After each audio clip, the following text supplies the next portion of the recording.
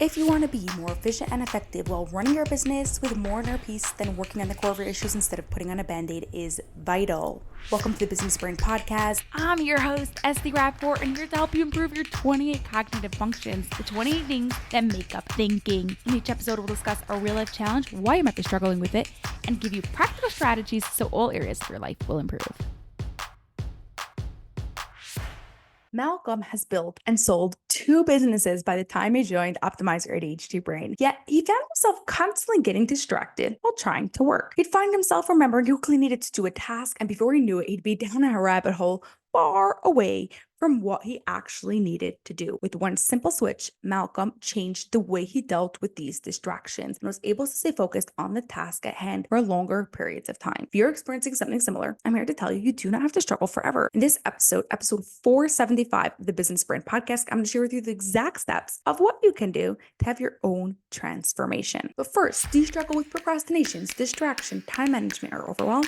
What if it was no longer a struggle, and not because of some superficial hack, but rather because your brain just no longer struggles with it? It's possible because we can create new neuron connections in your brain where these challenges are no longer a challenge. Learn more about how we can work together to make this happen at lifepixuniversity.com/OYB. While you are doing any task, you, without even realizing it, are using your 28 thinking skills. But the thinking skills you need to use are strong, doing the task happens easily. The thinking skills that you need to use is weak, doing the task will be a challenge. The struggle that Malcolm had came from a weak thinking skill of self-control.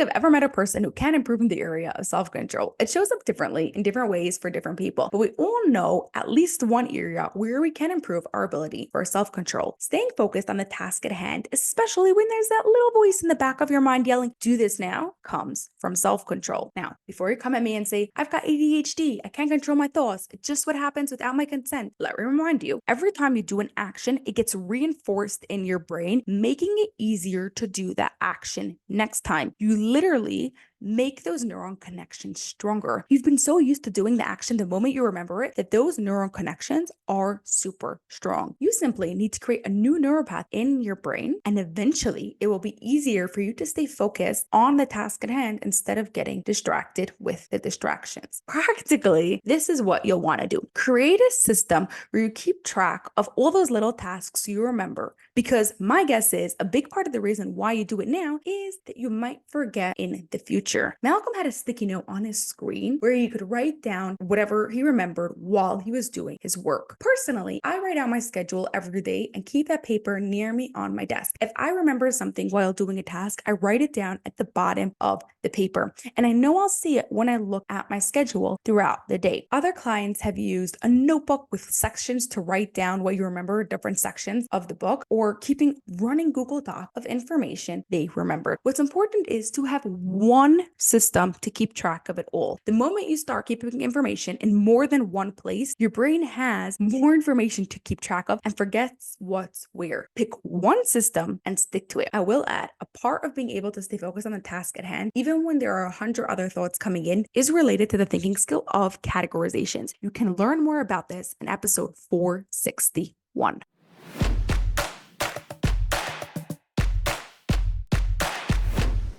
Every action we do reinforces in our brain that action, making it easier next time to do. So if you're finding it difficult to stay focused when your brain remembers random thoughts, remind yourself you're used to jumping from task to task, and that is why it's hard now. You can train your brain to stay focused. Your challenge this week is to pick one system you will use to keep track of your thoughts or tasks you remember. It could be a notebook, a Google Doc, a sticky note, whatever is best for you. Then when you're focusing on the task, any thoughts that come in, go on the place you've decided, and you stay on task you told yourself you'll do. You jot it down and you're right back at your task. In the beginning, this will be hard. It doesn't mean you can't do it. Malcolm would share session after session how challenging it was, yet he didn't give up. Over time, it became easier, especially when his brain started seeing the benefits of staying focused on the task at hand. Have an awesome rest of your day, and I'll catch you in the next episode. That's all for this episode of the Business Brain Podcast. If you enjoyed it, please share it with 2 of your business friends so they too